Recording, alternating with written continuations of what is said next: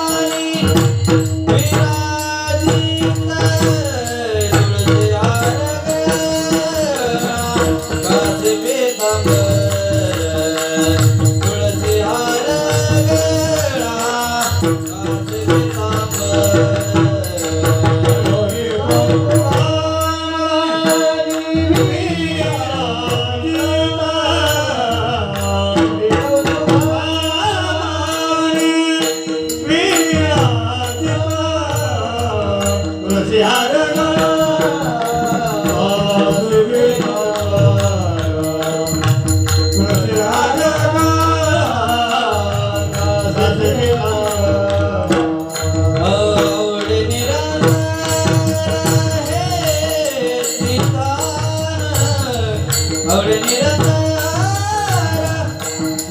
विधान तुळसी हार गळा घास पीतांबर तुळसी हार गळा घास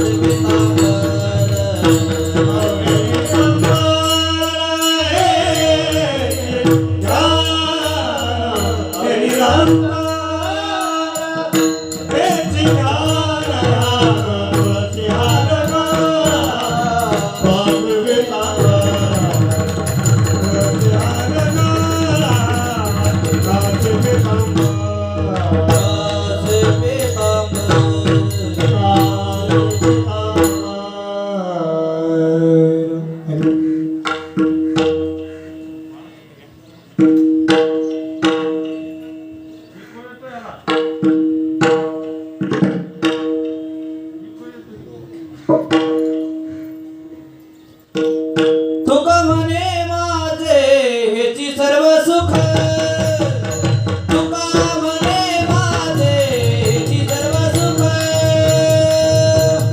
म्हणे माझे हेची सर्व सुख तुका म्हणे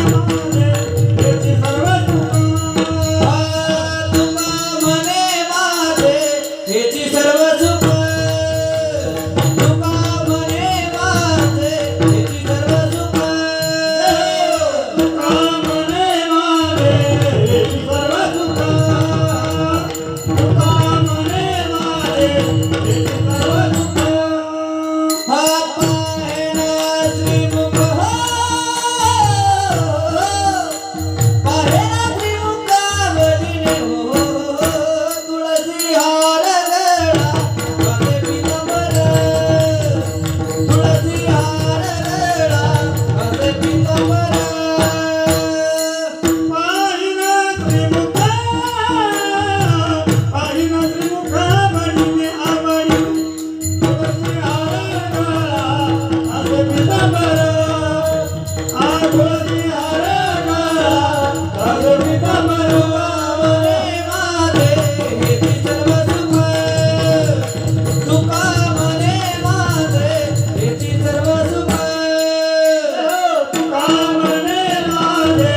हेची सर्व सुख तुका म्हणे माझे हेची सर्व सुख हा पाहेना श्रीमुख पाहेना श्रीमुखावरीने तुळसी हार गळा घासे पीतांबर तुळसी हार गळा घासे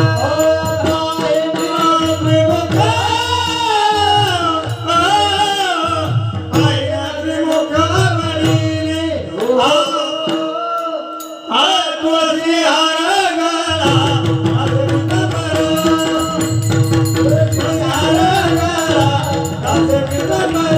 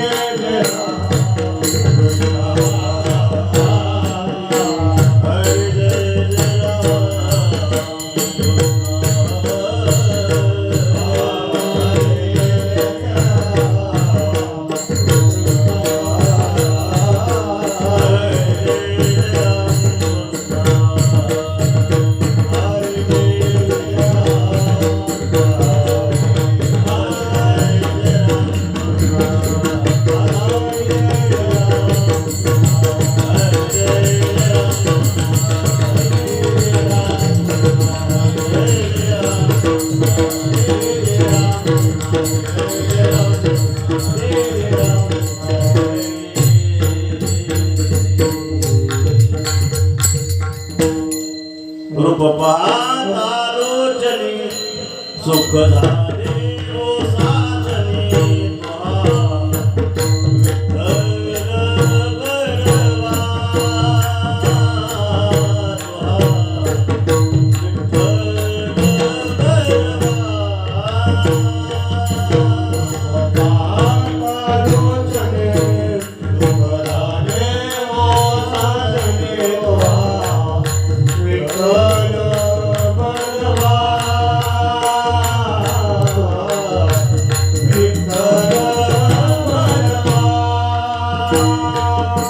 रूप पाहता लोचनी सुख झाले ओ साजनी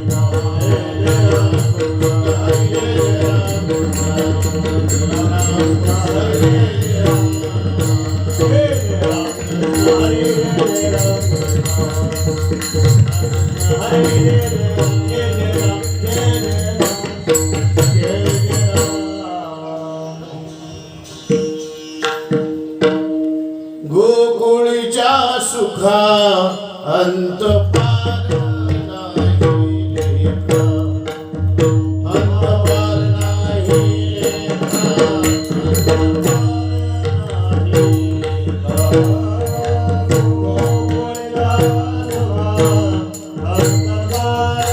नाही लेखा.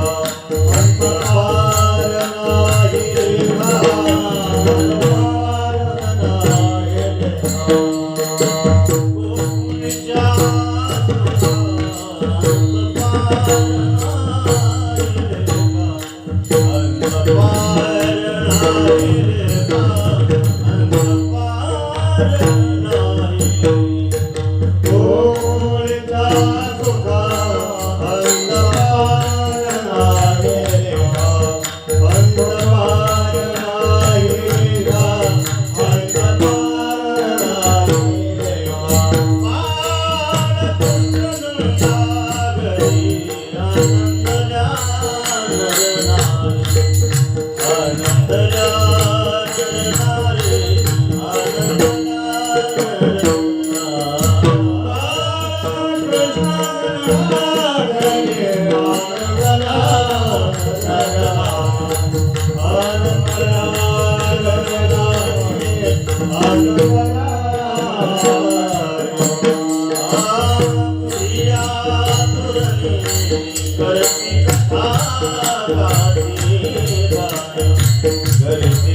Hare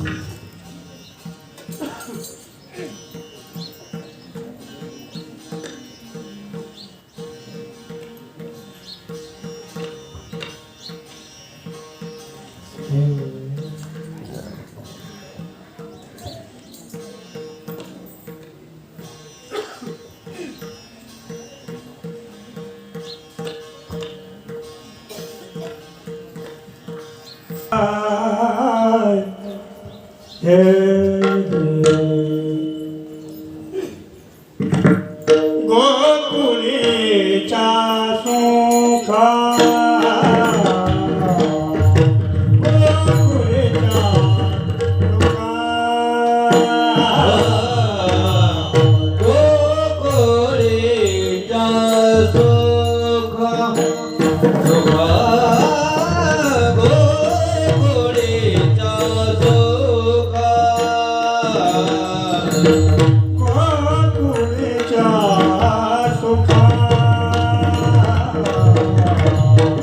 गोकुळीच्या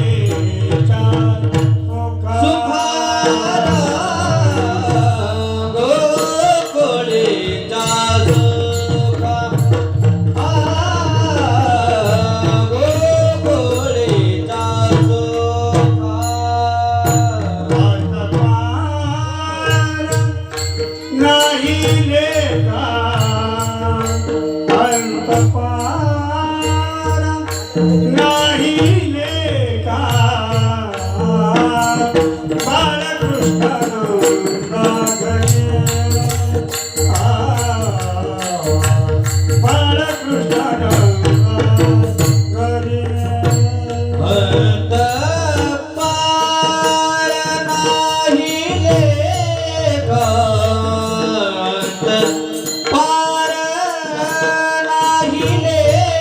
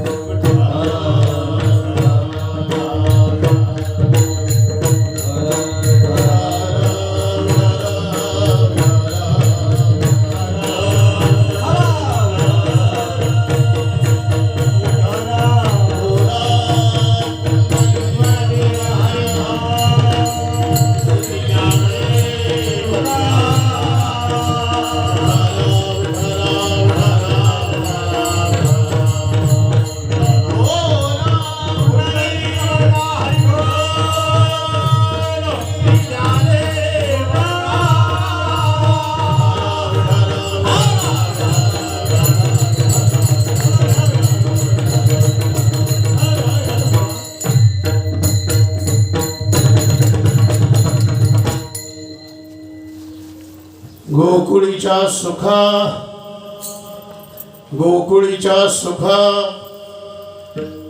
अंतपार नाही लेखा बाळकृष्ण नंदा घरी आनंदल्या नरनारी गुडिया तोरणे करीती कथा गाती गाणे बाळकृष्ण नंदा घरी आनंदल्या नरनारी तुका म्हणे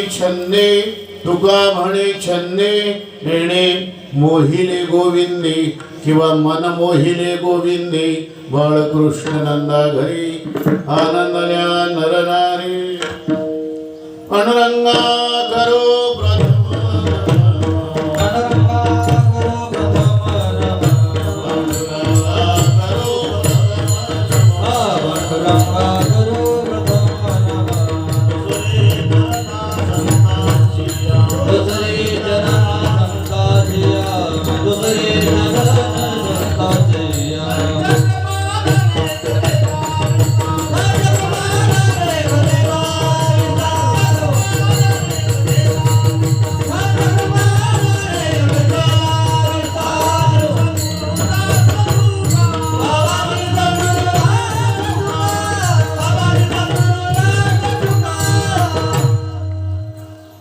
जयांची गेलिया स्मरण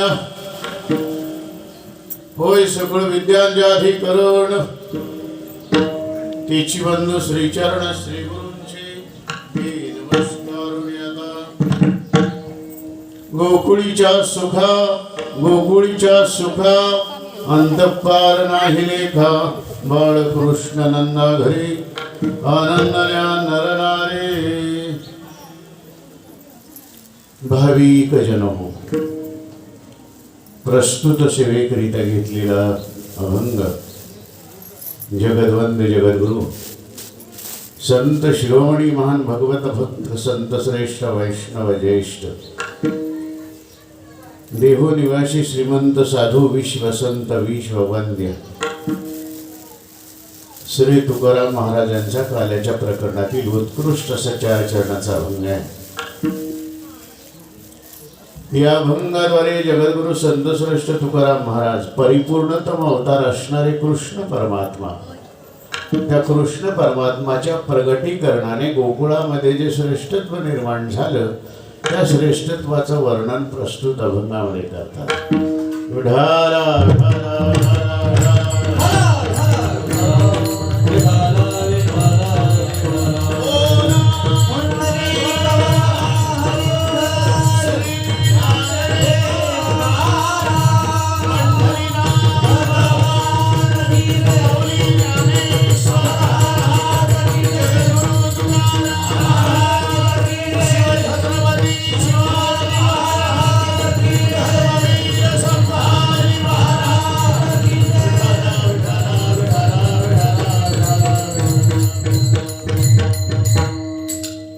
काल्याची सेवा आहे.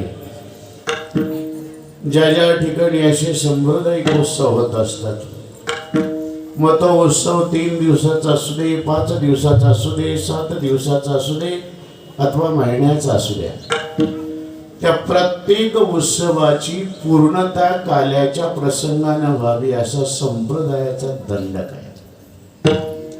जसं अनेक विहित कार्याची पूर्णता एका विशिष्ट प्रसंगानं पूर्ण होते. विवाह सोहळा कधी पूर्ण झाला म्हणावं, ज्या वेळेला देव ब्राह्मणाच्या साक्षीनं अक्षता पडतील आणि सप्तपदी होईल, त्यावेळेला खऱ्या अर्थानं म्हणावं विवाह सोहळा पूर्ण झाला. तसं मंदिराचं अथवा देवळाचं काम कधी पूर्ण झालं म्हणावं, देवळाची या कामा कळसू कलशारोहण समारंभ होईल त्यावेळेला खऱ्या अर्थानं म्हणावं मंदिराचं अथवा देवळाचं काम पूर्ण झालं. तसं मंडळी गंगेचं धावणं कुठपर्यंत आहे, समुद्राला मिळेपर्यंत. एकदा का गंगा समुद्राला मिळाली, तिला विश्रांती, तिचं धावणं थांबलं. तुका म्हणे गंगा सागर संगमी. अवघ्या झाल्यावर मी कमाये, अवघ्या झाल्यावर मी कमाये, अवघ्या झाल्यावर मी कमाये, अवघ्या झाल्यावर मी कमाये.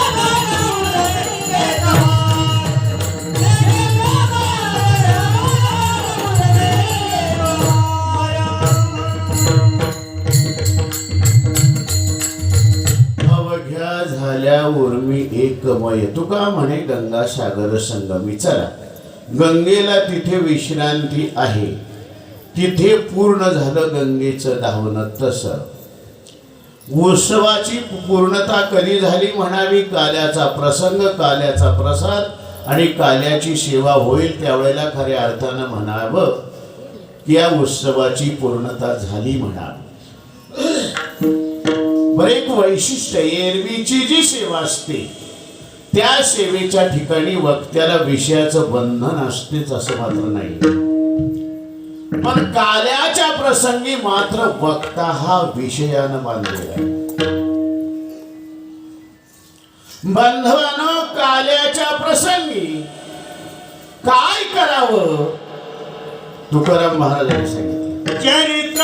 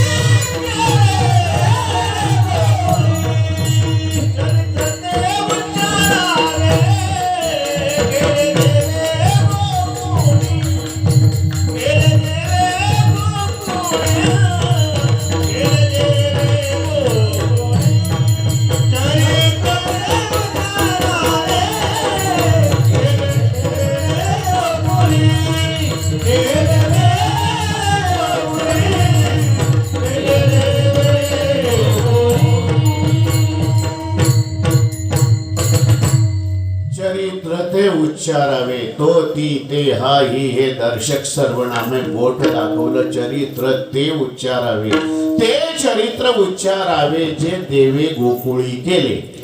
गोकुळामध्ये कृष्ण परमात्म्याने जे चरित्र केलं आणि 2 अवस्थेमध्ये रांगता गोधने राखीत आहे, रांगताना आणि गायी राखताना जे चरित्र केलं त्याचा केवळ उच्चार करावा.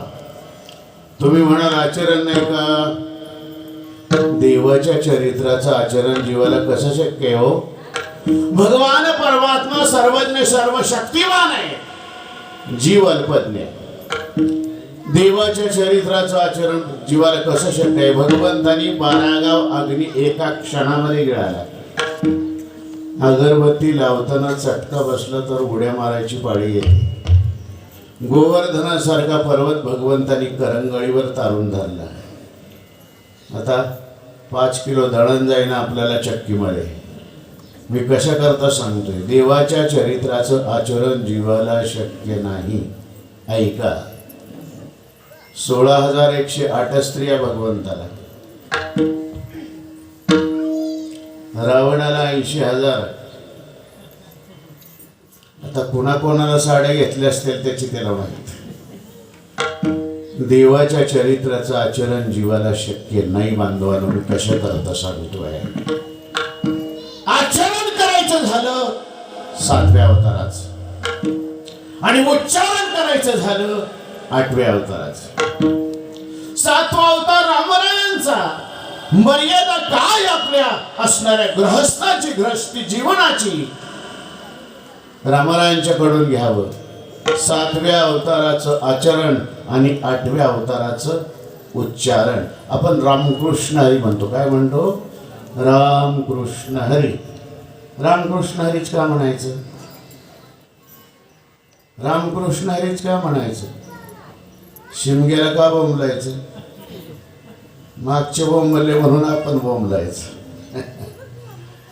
राम आचरण, कृष्ण उच्चारण आणि हरी शरणागती. राम कृष्ण हरी आचरण, उच्चारण आणि शरणागती या माध्यमातून होतो त्याला म्हणतात उद्धार. विठाला विठाला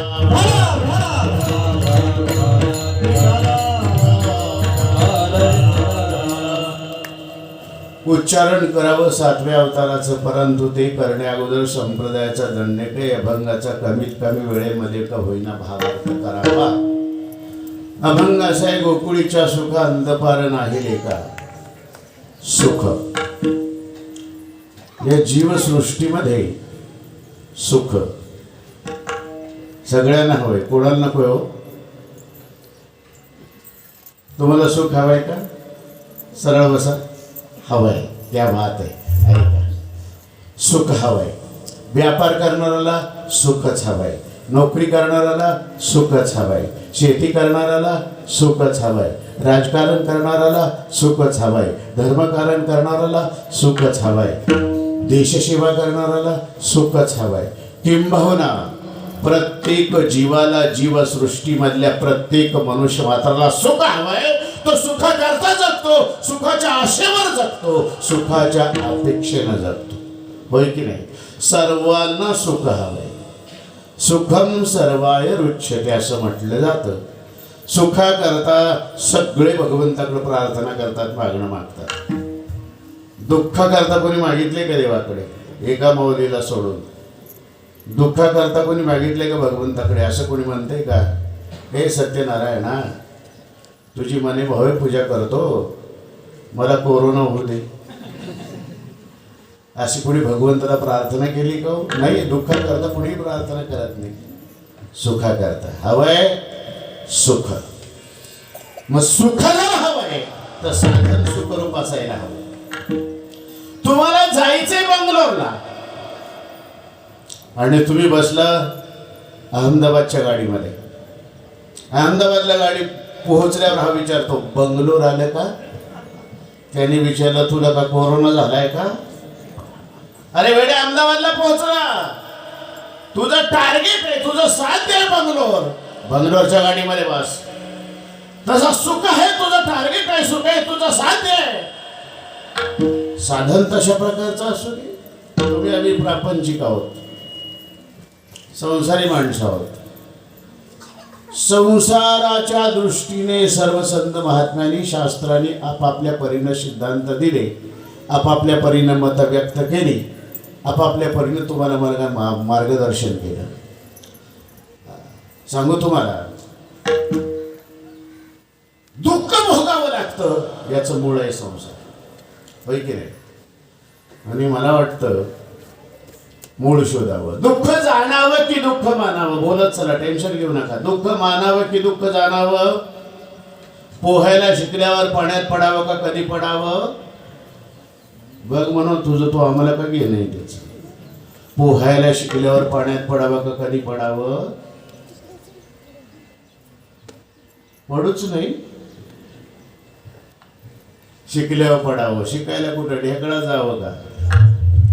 दुःख जाणावं की दुःख मानावं? तुम्ही आम्ही मानतो आणि संत महात्म्यांनी जाणलं. का दुःख भोगावं लागतंय? बरं, माणसाला जीवनामध्ये कधी दुःख होतं? एका वाक्यात सांगतो. जीवनामध्ये आपण अनेक गोष्टींवर प्रेम करतो आणि ज्या गोष्टीवर प्रेम करतो ती गोष्ट, ती वस्तू कालांतरानं नाहीशी होते आणि प्रेम असणारी वस्तू नाहीशी झाली की माणसाला दुःख होतं. सरळ आहे व्याख्या एका वाक्यामध्ये. प्रेम करतो विषय. जो मातृभक्त आहे त्याला विचारा मातेचा वियोग किती अवघड असतो. बरं,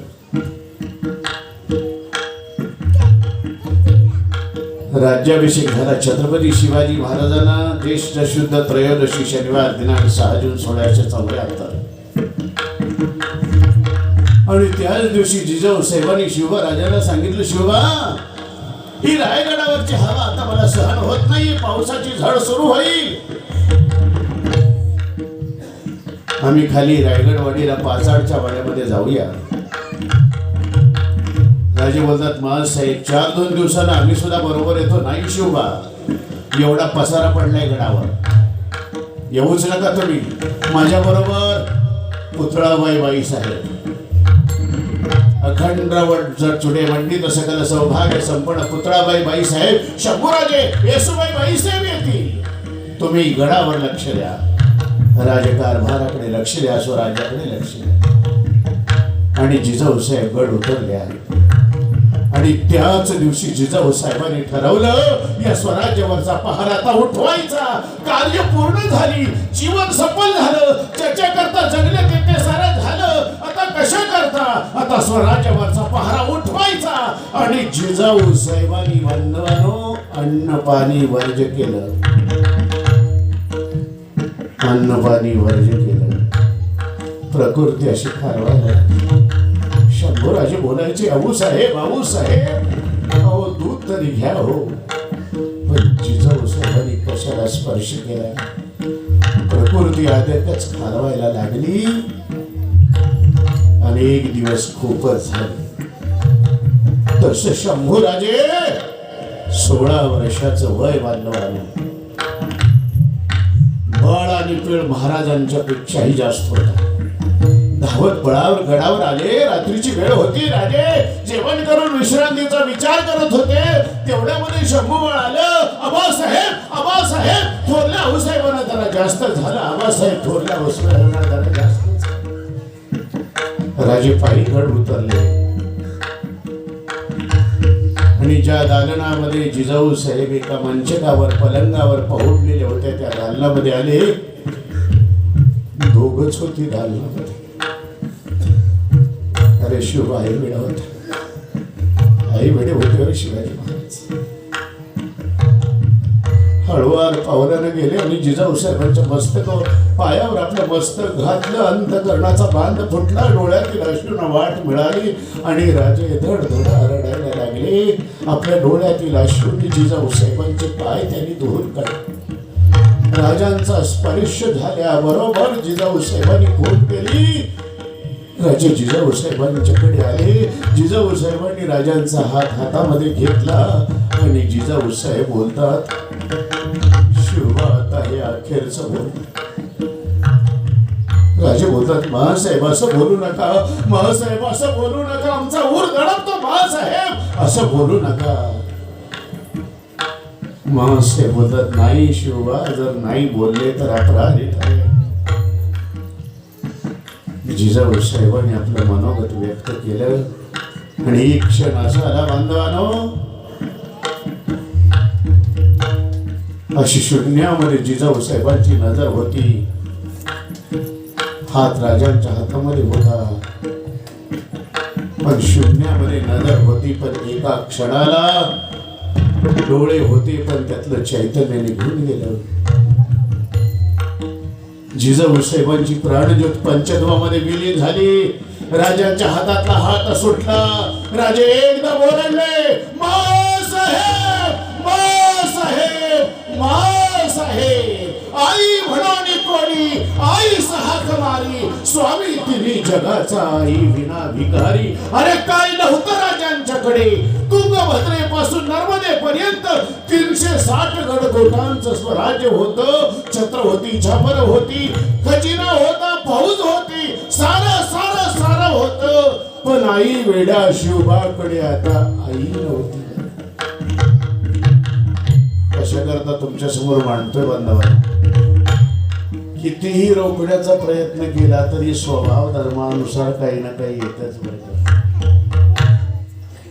जो मातृभक्त आहे त्याला विचारा मातेचा वियोग. एवढ्या करता मी सांगितलं, राज्याभिषेकाच्या 11व्या दिवशी 17 जून 1674 जिजाऊ साहेबांनी आपला स्वराज्यावरचा पहारा उठवला. मातेचा वियोग. जो पितृभक्त आहे त्याला विचारा पित्याचा वियोग. जो गुरुभक्त आहे त्याला विचारा गुरुचा वियोग. असे अनेक, मी कशा करता सांगतो, अनेक गोष्टींवर आपण प्रेम करतो बरं. त्या गोष्टी कालांतरानं नाहीशा झाल्या की जीवनामध्ये दुःख होतं. गडगंज ऐश्वर्य संपत्ती सगळं काय, पण पोटी संतान नाही. घरी कुणी आले की तो सांगत असतो सगळे सुख दुधासारखं उतू जात आहे, पण इष्टिटीला वारक नाही, वंशाला दीपक नाही. काय सगळं उपयोगाचं दुःख आहे. एकाला 7 मुलं आहेत, त्याला विचारा कसं काय, म्हणलं 7ही सांभाळत नाहीत, वृद्धाश्रमामध्ये निघालोय, तोही दुःखी आहे. ऐका बांधवांना, मी कशा करता सांगतोय, ज्या वस्तूवर प्रेम करतो त्या वस्तू कालांतरानं नाहीशा होतात, म्हणून दुःख होतं. म्हणून दुःख का होतं याचं मूळ शोधावं. मला इथे यायचं होतं, मूळ शोधावं, मूळ शोधावं. संक्रांतीच्या सणानिमित्त बाईसाहेबांना हळदी कुंकाचं निमंत्रण. सवाईप्रमाणे तयार झाल्या, बसलेले तेवढ्या म्हणजे मैत्रीण आली आणि आल्याबरोबर म्हटली, बाईसाहेब निघायचं का? हो निघायचं. सवाईप्रमाणे आरशात बघायला गेल्या. आरशात बघायला गेल्याबरोबर त्यांच्या ध्यानात आलं कपाळावरचं कुंकू मोठं झालंय. आता पूर्वीच्या मायमोल्या कपाळ भरून कुंकू लावायचे. असं लांबून लाल भडक ठळक असं कुंकू दिसायचं, ठसठशीत रसरशीत. आता काल परतवे काळाच्या ओघामध्ये तेवढं मोठं कुंकू राहिलंच नाही. आता काय झालं माहिती, कुंकू असं हळूहळू लहान लहान लहान लहान लहान होत गेलं. जसं कुंकू लहान लहान झालं तसं माणसाच्या तब्येतीसुद्धा अशा लहान लहान लहान लहान लहान झाली. नरवीर तानाजी मालुसऱ्यांच्यासारखी, माजी प्रभू देशपांडेंच्यासारखी धिपाळत्या धिपाळ माणसात राहिली नाही. संभाजी काळजी कोंढाळकर अफजलखानाच्या प्रसंगी छत्रपती शिवाजी महाराजांच्या बरोबर प्रतापगडाच्या पायथ्याला 10 अंगरक्षक होते. त्याच्यामध्ये एक होते संभाजी काळजी कोंढाळकर. एवढी ताकद होती त्यांच्यामध्ये. चतुष्पाद घोडा असा दोन्ही हाताला उचलून धरायचे. घोडा दोन्ही हाताने उचलून धरायचे. काय ताकद असेल नाही का? घोडा दोन्ही हाताने उचलून धरायचे. आपल्याबद्दल बोलायचं नाही. मी कशा करता सांगतोय, असं कपाळ भरून कुंकू लावायचे. कुंकू लहान झालं होईने का? कोणी कोणाकडे तक्रार केली का करून चालतंय का? पण आता कुंकूही राहिले नाही. काळाच्या ओघात कुंकू राहिलं नाही. त्याच्या जागेवर अरे बोला ना, मी का केस करतो का तुमच्यावर? त्याच्या जागेवर टिकली आली. याही नका. कोणी कोणाकडे तक्रार केली का करून चालतंय का? बरं, सौभाग्याचं लेणं म्हणून कुंकवाची टिकली लाल असते असंही नाहीये, कारण जमाना मॅचिंगचा आहे. कदाचित बाईसाहेबांची साडी जर हिरवी असेल तर कुंकाची टिकली सुद्धा हिरवी, हातातल्या बांगड्या हिरव्या, रुमाल हिरवा, पर्स हिरवी, चप्पल हिरवी, नवरा तेवढंच मॅचिंग होत नाही. मी कशा करता सांगतो ऐका. ती बोलली कुंकू मोठं झालंय. मैत्रिणीनं सांगितलं मग त्याच्यात काय अवघड, असं कोरून बारीक करा. म्हणून ती कोरायला लागली आरशात. कुंकू मोठं कुठं झाले? कपाळावर. कोरती कुठं? आरशात. किती दिवसात ठीक होईल हो? एक माऊली गोधडी शिवत होती. तुमच्याकडे काय बोलतात त्याला?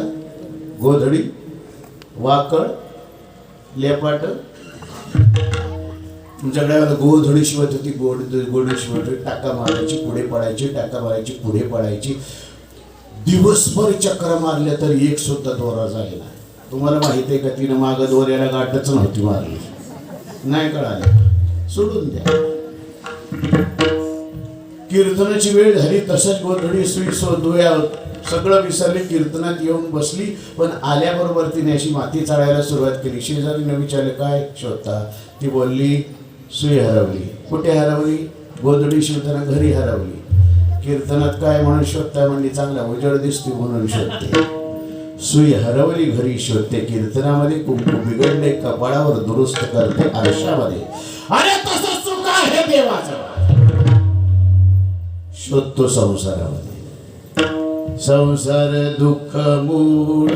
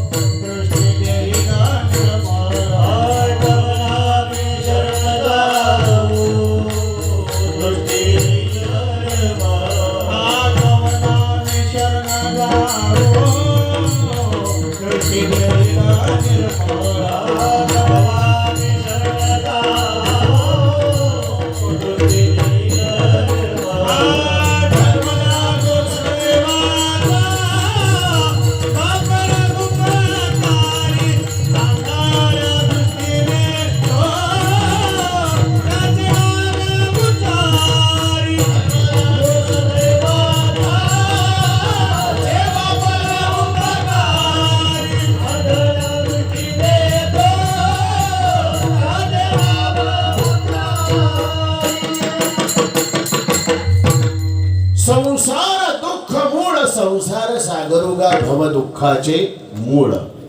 दुःख भोगावं लागतं याचा संसार आणखी मूळ आहे संसार. मग तुम्ही म्हणाल संसारामध्ये दुःख नाही असं कसं म्हणता? आम्हाला तर सुखाची अनुभूती येते की नाही? 50व्या वर्षी पुत्रप्राप्ती झाली, सुख वाटते की नाही? वाटतं ना. पुत्रप्राप्ती झाल्यावर प्रत्येकाला सुख वाटते की नाही? ऐका, मुलगा झाला आनंद आहे, पण त्याचं जगणं तुमच्या माझ्या हातामध्ये नाहीये. मुलगा झाला, जगतोय की नाही? जगला. शिकतोय की नाही? शिकला. नोकरी लागते की नाही? लागली. लग्न होतंय की नाही? झालं. मुलं बाळ होतात की नाही? झाली. म्हातारपणे आपणाला सांभाळतात की नाही? दुःख आहे.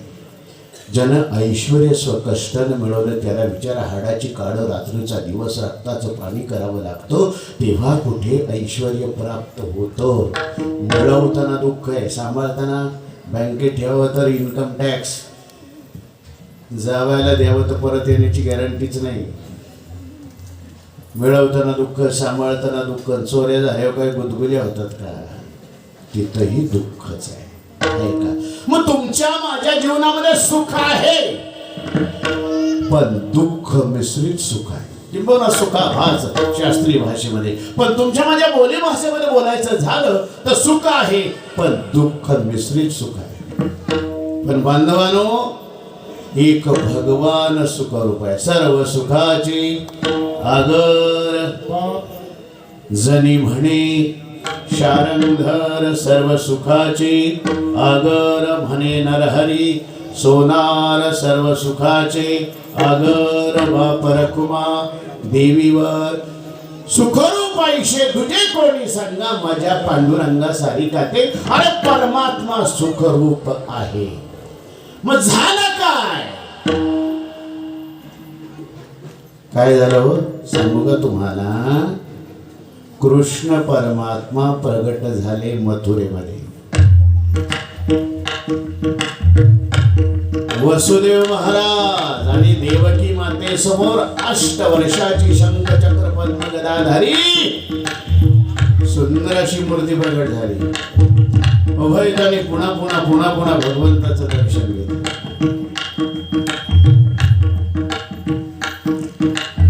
तृप्त झाले. भगवान बोलतात आई बाबा आता असं पाहत बसू नका. ही पाहत बसण्याची वेळ नाही आहे. भगवान प्रगट झाले मथुरेमध्ये आणि पोहोचले गोकुळामध्ये. भगवान परमात्म्याचं गोकुळामध्ये प्रगटीकरण झाल्यावर नेमकं काय घडलं? अभंगाचं पहिलं चरण. गोकुळीचा सुख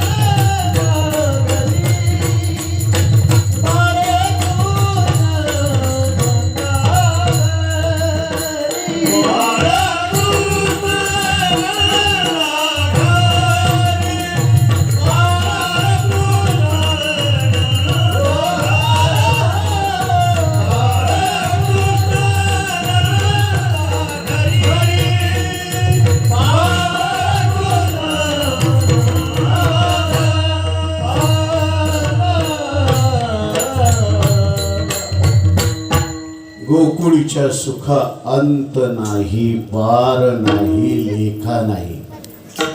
हे पहा, तुमच्या माझ्या जीवनातल्या सुखाला मर्यादा आहे.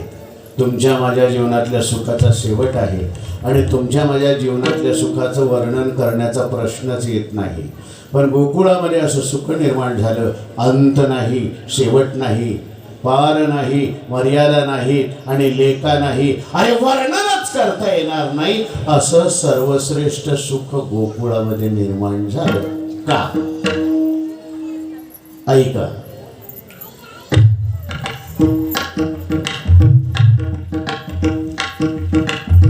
कृष्ण परमात्मा वसुदेव महाराजांना आणि देवकी मातेला बोलतात, आई बाबा, अनेकांचं ऋण फेडण्याकरता मी प्रगट झालोय, अवतार घेतोय. शास्त्र सांगतं त्याप्रमाणे मातृदेव भव पितृदेव भव प्रथम ऋण तुमचा भेटतोय. असं पाहत बसू नका. मग वसुदेव महाराजांनी विचार करू तरी काय? भगवान बोलतात, असं करा, मला एखाद्या टोपलीमध्ये बघा. त्यावेळेला वसुदेव महाराज म्हणतात, विश्वव्यापक तुम्ही अशी कोणती टोपली आणू की ज्याच्यामध्ये तुम्ही सामावले जाल. भगवान बोलतात, एवढ्या करता मी संकुचित होईल आणि भगवान बाल रूपामध्ये प्रगट झाले. देवकी मातेनं बाळाकडे पाहिल्याबरोबर केवढा आनंद वाटला. देवकी मातेनं बालरूपामध्ये असणाऱ्या कृष्ण परमात्म्याला पुन्हा पुन्हा पुन्हा पुन्हा आपल्या हृदयाशी कवटाळलं. श्रेष्ठ अशा वात्सल्य भावाचा आनंद भगवंताने आपल्या मातोश्रीला दिला. आणि एवढ्यामध्ये एक वेळूची टोपली घेऊन वसुदेव महाराज आले आणि त्या वेळूच्या टोपलीमध्ये भगवंताला बसवलं. कारण भगवंताची आज्ञा होती. विठ्ठल महाराज भगवंताची काय आज्ञा होती? हे नंदाच्या घराला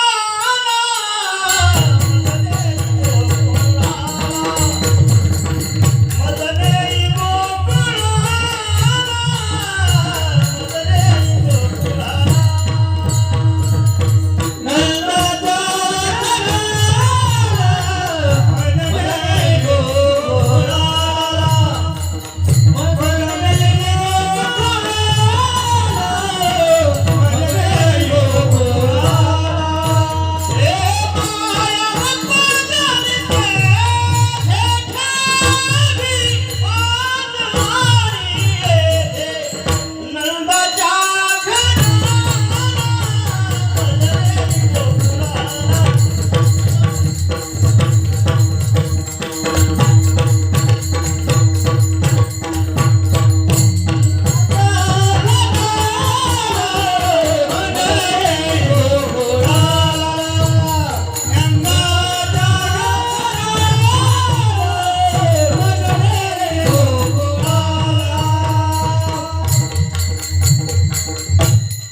नंदाच्या घराला मज देई गोकुळाला भगवंताची आज्ञा होती. एका टोपलीमध्ये मला भरा.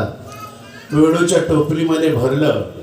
वरून शेला पांघरला. उचलेला कमळापती आईचे बंद उचलल्या बरोबर वसुदेव महाराजांच्या पायामध्ये ज्या बेड्या होत्या, जी बंधनं होती, ती आपाप गळून गेली. पहारेकऱ्यांना मायावी झोप लागली. त्या बंदिवासाचे दरवाजे उघडले. भगवंताला घेऊन ज्यावेळेला वसुदेव महाराज बाहेर आले कारागृहाच्या, श्रावण महिना होता. आपल्या भारतीय संस्कृतीमध्ये श्रावण महिन्याला अत्यंत श्रेष्ठत्व महत्व याचे अनेक कारणे बांधवान. श्रावण हा जलधारांचा महिना आहे. सरीवर सरी. मला वाटतं या श्रावण महिन्याचं वर्णन बालकवींनी फार सुंदर केले. आम्ही प्राथमिक शाळेमध्ये असताना आम्हाला एक कविता होती. श्रावण माशी हर्ष मानशी हिरवळ दाटे चोहीकडे, क्षणात येते सरसर सिरवे क्षणात फिरून ऊन पडे. हा श्रावण जलधारांचा महिना. तुम्हाला सांगू का, या श्रावणाचं श्रेष्ठत्व अनुभवायचं झालं तर तुम्हाला रानामाळामध्ये जावं लागेल. सिमेंट कॉन्क्रीटच्या जंगलामध्ये ती मिळणार नाही तुम्हाला. रानामाळामध्ये जावं लागेल. वरुण राजाच्या कृपेने धरणी माता हिरवळ नेलेली असते. जिकडे पाहावे तिकडे हिरवळ अनुभवाला येते. असं वाटतं जणू सृष्टी हिरवा शालू पांघरून नटून थटून बसलेली आहे. मातीला गंध येत असतो. लतावेली आनंदाने डुलत असतात. हे तुम्ही आम्ही अनुभवतो तुम्हाला सांगतो. नद्या नाले झरे ओढे असे झुळझुळ वाहत असतात. आणि त्या नद्या नाल्यांचं ओढ्यांचं झऱ्यांचं संगीत तुमच्या माझ्या कानावर येतं. झरे वाहतात झरे. हे नद्या नाल्या ओढ्यांचं झऱ्यांचं संगीत तुम्ही आम्ही अनुभवतो. एवढ्यामध्ये आपल्या अंतःकरणाला असं हलकासा धक्का देणारी पक्ष्यांची किलबिल तुमच्या माझ्या कानावर येते. पक्ष्यांची किलबिल तुमच्या माझ्या कानावर येते.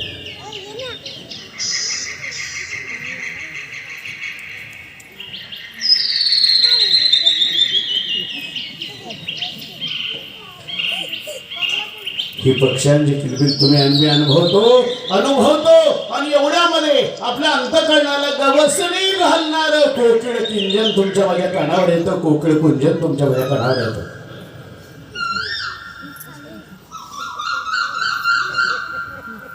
असंच येतं का?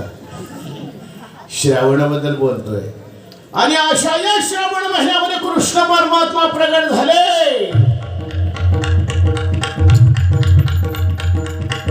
स्वर्गातून देवाने पुष्पवृष्टी केली. कारण परिपूर्णतम अवतार असणारे कृष्ण परमात्मा प्रगट झाले. यमुना मैया आडवी आली. यमुना वयानं वाट करून दिली आणि वसुदेव महाराज कृष्ण परमात्माला घेऊन गोकुळामध्ये पोहोचले. नंदबाबाच्या राजप्रसादामध्ये, राजवाड्यामध्ये, कारण भगवंताची माया आज्ञा होती, माया उपजले तेथे ठेवी मज आणि येथे. यशोदाबाईच्या कुशीमध्ये मला ठेवा, तिथे जी माया प्रगट झाली तिला घेऊन या परत. सगळ्यांना मायावी झोप लागली.